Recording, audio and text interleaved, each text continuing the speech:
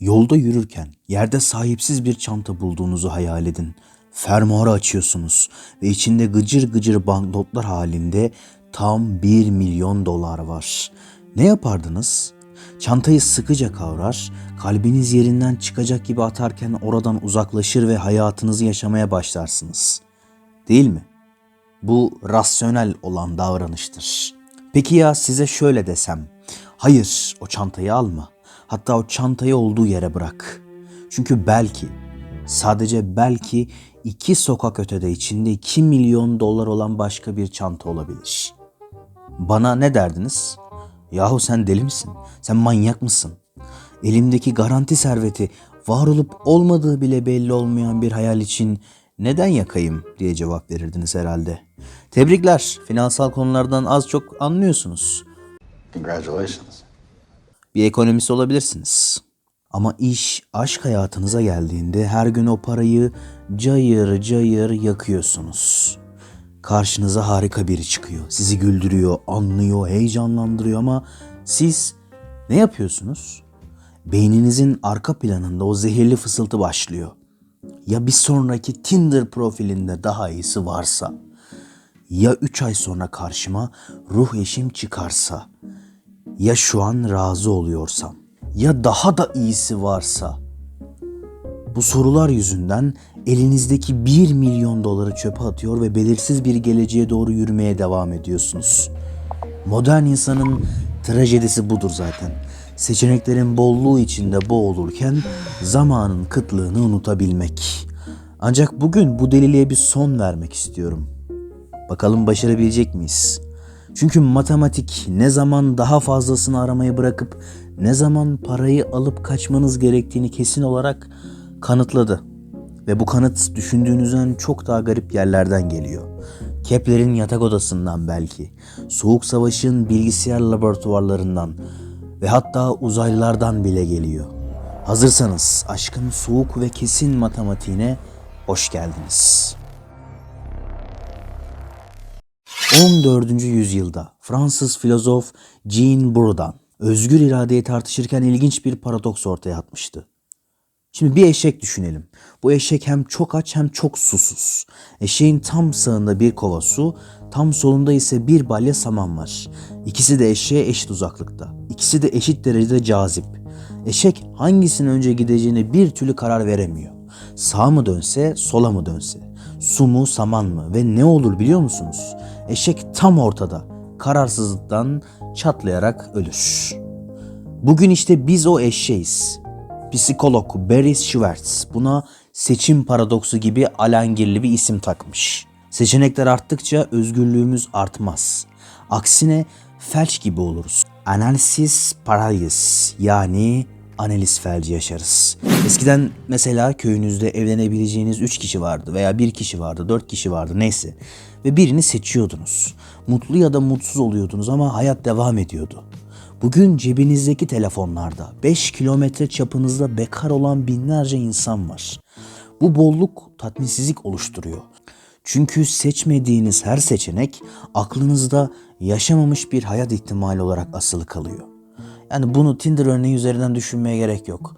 Eğer bir okulda okuyorsanız, bir üniversitede eğitim görüyorsunuz, biriyle flört ederken bile aynı anda 3 kişiyi, 5 kişiyi yürütebiliyorsunuz. Çünkü seçenekler bol. Çünkü diyorsunuz ki ben özgürüm. İstediğimle istediğim zaman konuşurum. Kafa yapısına giriyorsunuz. Evet, maalesef öyle. Peki bu sonsuz seçenekler dünyasında en iyi bulduğumuzdan nasıl emin olabiliriz? Sabahtan beri bunu konuşmaya çalışıyoruz. İşte matematik dünyasında bu sorunun çok ünlü bir adı var. Sekreter problemi veya saçma sapan bir ismiyle sultanın çeyizi problemi. Senaryomuz şöyle. Bir pozisyon için 100 adayınız var. Hepsini sırayla mülakata alıyorsunuz. Kurallar çok katı. Bir adayı reddettiğiniz an o kapıdan çıkıyor ve sonsuza dek kayboluyor. Yani bir daha geri dönemiyorsunuz. Geri dönüşünüz yok. Ve hepsini reddedip sona kalırsanız sonuncu aday bir psikopat bile olsa onu işe almak zorundasınız. Temel mantık bu. Peki sorumuz şu. En iyi adayı yakalama şansınızı matematiksel olarak maksimuma çıkarmak için kaç kişiyi reddetmeli ve nerede durmalısınız? İlk geleni alırsanız 100. sıradaki dahiyi kaçırma riskiniz %99'dur.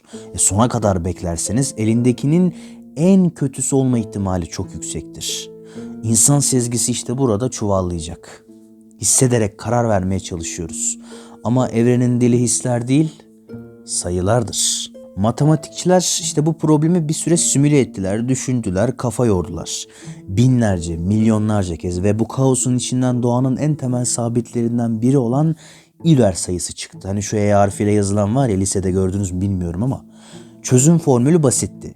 1 bölü Euler'di. Bu değeri hesapladığınızda da karşınıza yaklaşık 0,368 yani binde 368 %36,8. Yüzdeye vurduğumuzda tam olarak %37 sayısı bizi karşılıyor. Buna optimal durma teorisi diyoruz. Kural bize şunu emrediyor. Bak ve sıçra. Look and leap. Stratejimiz ise şöyle. Kendinize ayırdığınız toplam zamanı ve aday sayısını belirliyorsunuz. İşte 10'dur, 15'tir, 100'dür. Bunun ilk %37'lik kısmını tamamen veri toplamak için kullanıyoruz, harcıyoruz. Ve bu %37'lik dilimde karşınıza kim çıkarsa çıksın, ne kadar mükemmel, güzel, yakışıklı, akıllı, harika işte ne olursa olsun reddediyorsunuz. Evet, kulağa korkunç geliyor. Belki de ruh eşiniz o ilk %37'nin içindeydi ve siz onu elinizin tersiyle ittiniz. Ama matematik işte duygusal değildir, istatistikseldir.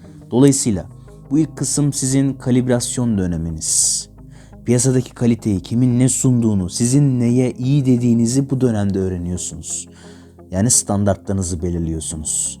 %37 bittiği an stratejimiz değişiyor. Sıçrama anı. Hani dedik ya bak ve sıçra diye. İşte sıçrama anı. Bu andan itibaren o ana kadar gördüğünüz en iyi adaydan daha iyi olan ilk kişiyi seçeceğiz. Ve asla arkanıza bile bakmayacaksınız. Bu yöntem en iyi adayı bulma şansınızı %37'ye çıkarır. Sadece %37 mi demeyin. Eğer rastgele seçim yapsaydınız veya hislerinize güvenseydiniz bu oran çok ama çok düşük olacaktı. Kaotik bir evrende %37'lik bir kesinlik aslında çok büyük bir oran düşündüğünüz zaman. Tamam ama dediğinizi duyar gibiyim. Bizim amacımız sadece iyi birini bulmak değil ki, biz ruh eşimizi, o tek ve yegane kişiyi arıyoruz. Ya gerçekten öyle biri var mı? Yoksa sadece Hollywood'un bize sattığı bir pembe yalan mı? Bunu hesaplamak için bakışımızı dünyadan uzaya çeviriyoruz. Biz bilim kanalıyız. Sadece aşk konuşmayacaktık. Bilim de konuşacağız. 1961'de Frank Drake, galaksimizle iletişim kurabileceğimiz kaç uzaylı medeniyeti olduğunu hesaplamak için ünlü Drake denklemini yazmıştı ki daha önce zaten değinmiştik. Bu videodan önce onu izleyebilirsiniz. Yıldız oluşum hızı, gezegen sayısı, yaşam elverişliliği gibi değişkenleri çarparak bir tahminde bulunuyordu bu hesaplarla. 2010 yılında İngiliz matematikçi Peter Backus bu denklemi almış ve kendi hüzünlü gerçeğini uyarlamıştı.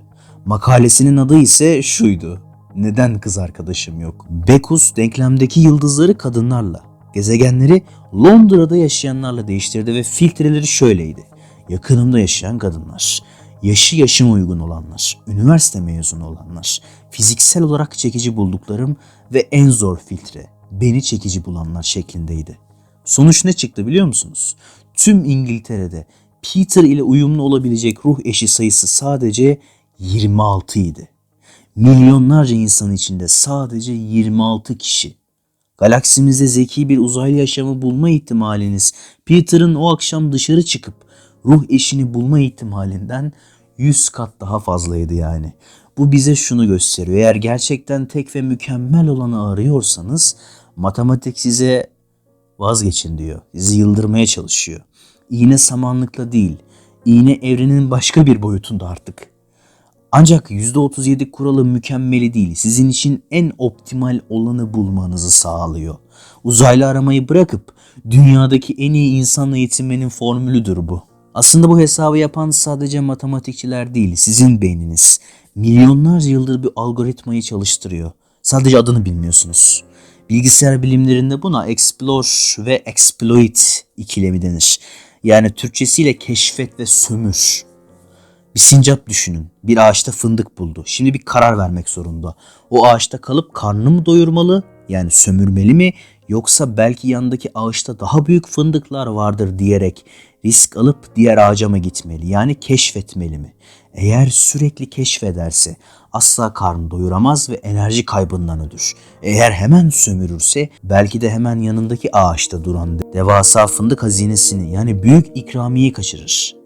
Bizler modern dünyanın takım elbiseli sincaplarıyız aslında. Spotify'da sürekli bildiğiniz şarkıları dinlemek sömür kısmıdır.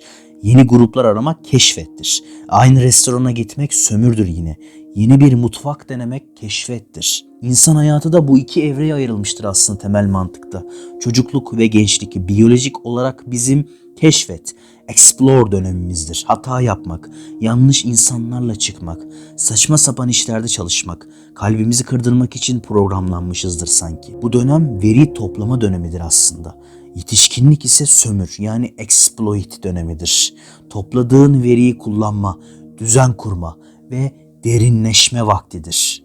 Sorun şu ki modern insan keşfet dönemini bitirmeyi reddediyor.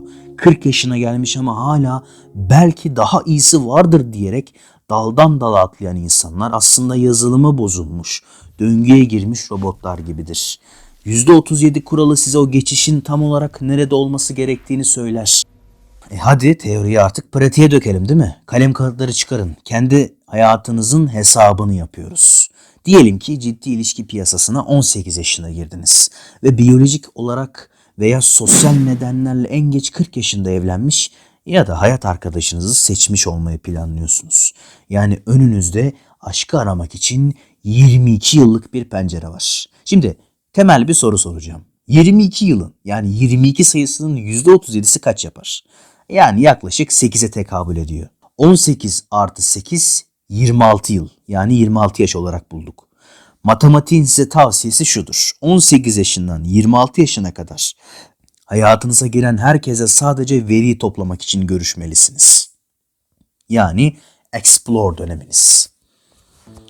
Bu dönemde karşınıza mükemmel görünen biri çıksa bile ciddi bir bağlılık yani evlilik gibi şeyler matematiksel olarak risklidir. Çünkü daha piyasayı bilmiyorsunuz, kendinizi tanımıyorsunuz. Bu dönem reddetme ve öğrenme dönemidir. Ancak 26 yaşından sonra strateji 180 derece dönecektir. 26 yaşından sonra karşınıza çıkan o güne kadar tanıdığınız, çıktığınız, flört ettiğiniz herkesten daha iyi olan, sizi daha mutlu eden ilk kişiye evet demelisiniz. Yüzüğü o an takmalısınız. Neden mi? Çünkü 26'dan sonra aramaya devam ettiğiniz her gün azalan verimler yasası devreye girecek. Belki 32 yaşında 26'dakinin biraz daha iyi birini bulursunuz. Ama o geçen 6 yılda kaybettiğiniz anılar, gençlik enerjisi ve kurabileceğiniz düzenin maliyeti o marjinal iyileşmeye değmez. Ayrıca unutmayın siz yaşlandıkça havuzdaki diğer balıklar da azalıyor. İyi olanlar kendi %37 kurallarını uygulayıp piyasadan çekiliyorlar. Geriye kalanlar, onlar da sizin gibi kararsızlar oluyor.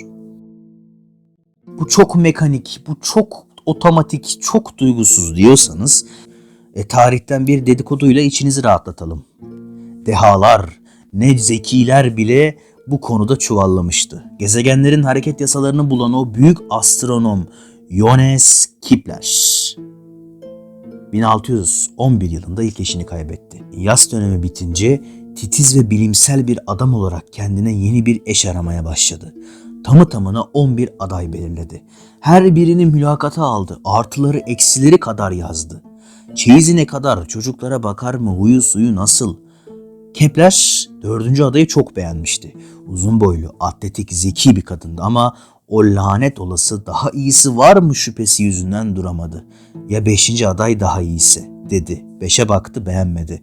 6, 7, 8 hepsi hayal kırıklığıydı. Kepler müthiş bir pişmanlık ve kararsızlık yani analiz felci yaşamıştı. Sonunda ne yaptı biliyor musunuz? Kuyruğunu kıstırıp geri döndü ve 5. adaya evlenme teklif etti. Hınzır adam.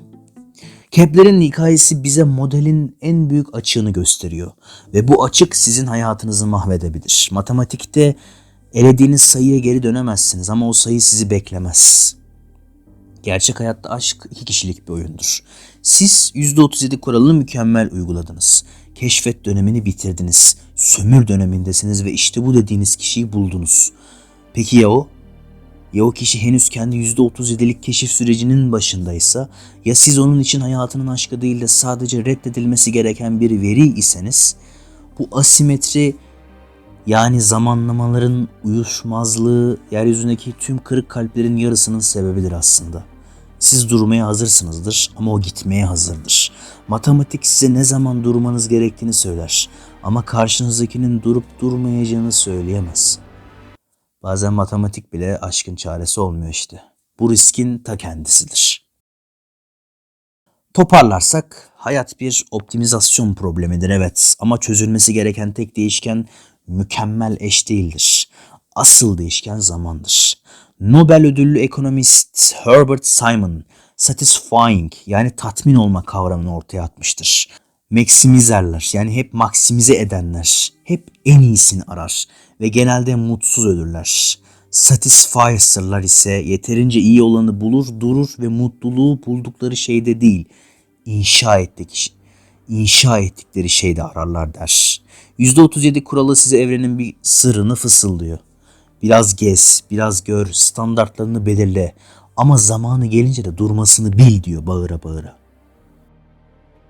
Johannes Kepler gezegenlerin yörüngelerini hesaplarken evrenin ne kadar büyük, soğuk ve boş olduğunu fark etmişti. Drake denklemi de bize aynı şeyi söylüyordu. İhtimaller denizi sonsuzdur ve o sonsuzlukta kaybolmak çok kolaydır diyordu. Sürekli daha iyisini, daha uzağı, daha parlağı aramak, bu bir astronotun asla bir gezegene inmemesi, yakıtı bitene kadar boşlukta sürüklenmesi gibidir. Matematik size sadece inmeniz gereken koordinatları verir. %37 kuralı o sonsuz boşlukta kaybolmamanız için bir emniyet kemeridir aslında. Size yeterince uzağa gittin, artık eve dön der. Çünkü evrenin sonsuz seçenekleri sizi ısıtmaz. Sizi ısıtacak olan kusurlarıyla, eksikleriyle ama tüm gerçekliğiyle karşınıza duran o insandır. Mükemmeli ararken lütfen gerçeği ıskalamayın. Sayılar size yolu gösterdi ama yolda yürüyecek olan kalbinizdir. Artık hesaplamayı bırakın ve bir adım atın. Hoşça kalın.